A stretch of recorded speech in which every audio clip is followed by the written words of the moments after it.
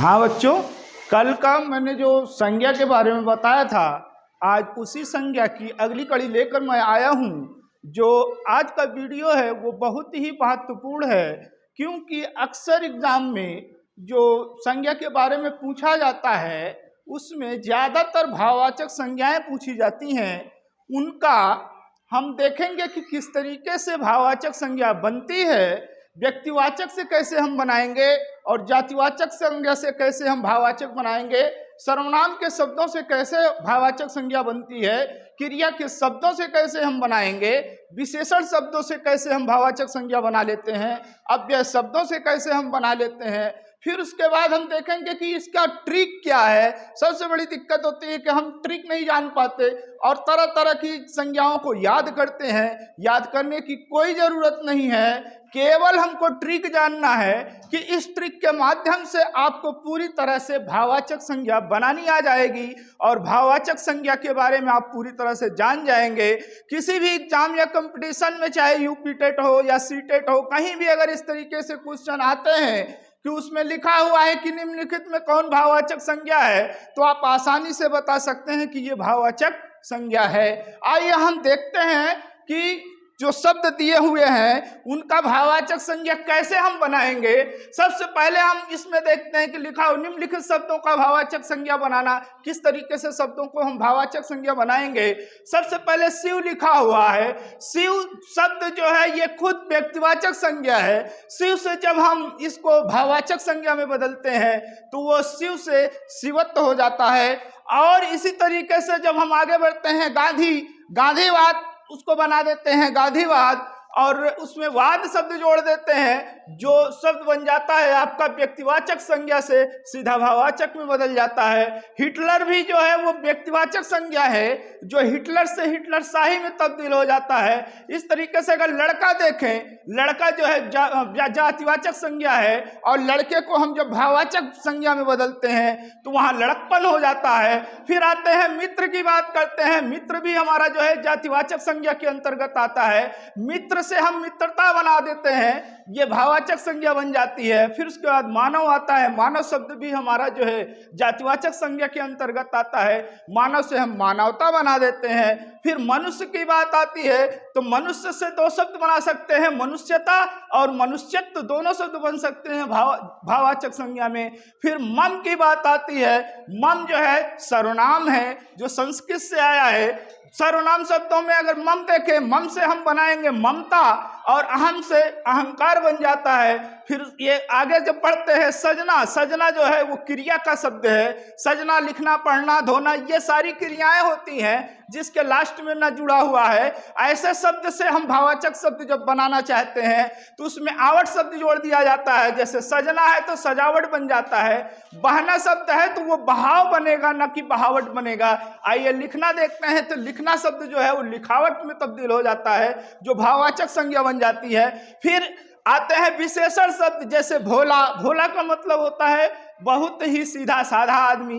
भोला जो है विशेषण शब्द है और ये भोला जातिवाचक व्यक्तिवाचक संज्ञा में भी आ सकता है। अगर नाम होगा तो व्यक्तिवाचक संज्ञा में आएगा, और भोला अगर विशेषण के रूप में प्रयोग होगा तो उससे मतलब होगा सीधा साधा।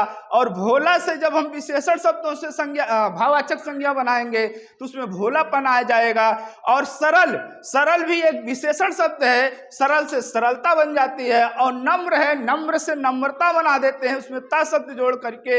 इस तरीके से सम शब्द और मिथ्या शब्द दोनों अव्यय हैं। अव्यय शब्दों से जब हम भाववाचक संज्ञा बनाते हैं तो सम से समता बन जाता है और मिथ्या से मिथ्यावत बन जाता है। आइए हम उसको लिख करके देखते हैं कि शिव का क्या बनता है। शिव से शिवत्व बन जाता है, जिसमें त्व शब्द जुड़ते हैं।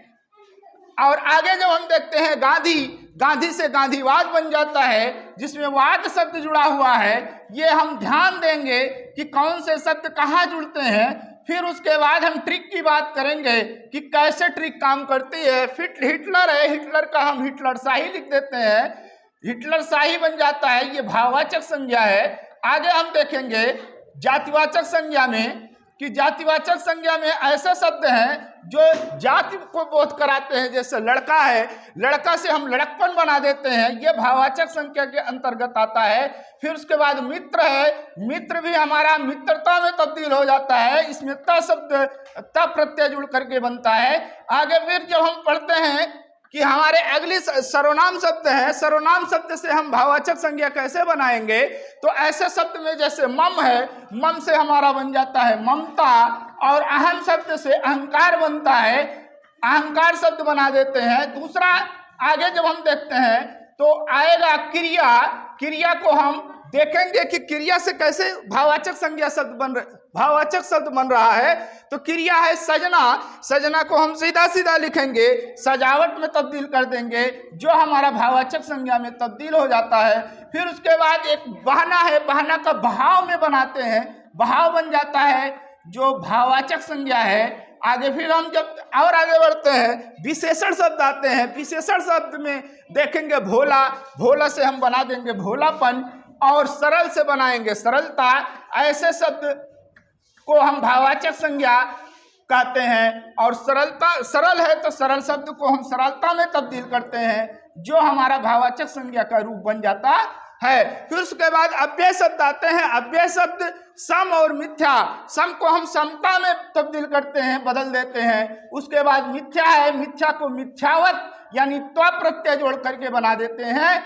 इस तरीके से हमारी भाववाचक संज्ञा बन जाया करती है। फिर आगे हम ट्रिक की बात करेंगे। ट्रिक, ध्यान दीजिएगा, जितनी भी संज्ञाएं होती हैं वो कर्ता के रूप में काम करती हैं, और कर्ता के साथ हमेशा कोई ना कोई कारक जोड़ना होता है, जिससे हमें पता चल जाए कि ये संज्ञा है अथवा दूसरे कोई शब्द हैं। ये ध्यान रखिएगा कि संज्ञा के साथ जब भी कर्ता, संज्ञा को ही अगर हम कर्ता मान के चले, यानी पूरे सेंटेंस में कर्ता ही काम करता है, और कर्ता के साथ कोई ना कोई कारक होगा। अर्थात अगर का, के, की इन शब्द को हम रख करके देखें तो हमारा जितने भी शब्द हैं वो बहुत ही सटीक बैठ जाते हैं। फिर हमको भाववाचक संज्ञा याद करने की जरूरत नहीं पड़ती है। जैसे शिवत्व है, शिवत्व है, गांधीवाद है, हिटलरशाही है, लड़कपन है, मित्रता है, ये सारी जो संज्ञाएं हैं, भाववाचक संज्ञाएं हैं, इनको हम एक कर्ता के रूप में रखेंगे, और कर्ता के रूप में रख करके ही हम इसकी परख करेंगे कि ये कौन सी संज्ञा है। आइए देखते हैं, जैसे हमने रखा लड़कपन, लड़कपन की, ये आपका जो है बन जाता है संज्ञा लड़कपन, लड़कपन। इसके साथ हम अगर जोड़ दें, कारक जोड़ दें, तो कारक जोड़ने के बाद कोई क्रिया जोड़ दी जाती है, जिससे हमारा पहचान होती है स्त्रीलिंग में है या पुल्लिंग में है, तो ये सीधा सीधा संज्ञा का काम करने लगता है, और इससे हमारी पहचान बन जाती है कि ये संज्ञा है। अगर यही लड़क लिख दिया जाए, लड़का लिख दिया जाए, तो भी ये संज्ञा का रूप धारण कर लेती है। ये कौन सी संज्ञा है? ये जातिवाचक संज्ञा है। जातिवाचक संज्ञा के साथ भी कर्ता का कारक का प्रयोग करते हैं। जैसे लड़का की किताब, लड़का की किताब, सॉरी लड़के की किताब, ये आपका जातिवाचक संज्ञा है। जातिवाचक संज्ञा के साथ हमने क्या जोड़ा?